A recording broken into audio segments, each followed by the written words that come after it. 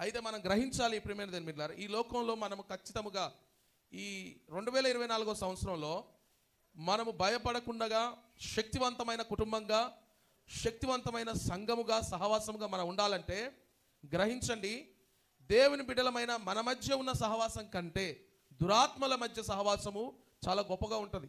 అది మనం గ్రహించాలి. సాతాను శక్తుల మధ్య, అపవిత్ర మనుషుల మధ్య, సాతాను మనుషుల మధ్య కనెక్టివిటీ ఎక్కువ ఉంటుంది. ఒక ఎగ్జాంపుల్ మీతో చెప్తాను. కొన్ని వేల సంవత్సరాల కిందట దేవుడి మాట రాయించాడు. ఐక్యత, దేవుని బిడ్డల మధ్య, నా బిడ్డలైన మీరు మీ మధ్య ఐక్యత ఉండాలంటున్నాడు. ఒక సంఘం ఎదగాలంటే ప్రియమైన దేవుని బిడ్డలారా, ఆ సంఘంలో ఏముండాలి చెప్పండి? ఐక్యత. చెప్పండి.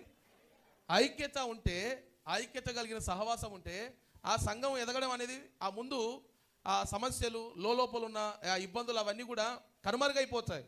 కానీ మనం మొదటగా కలిగి ఉండాల్సింది ఏంటంటే ఐక్యత. నమ్మిన వారు గట్టిగా ఆమని చెప్తారా?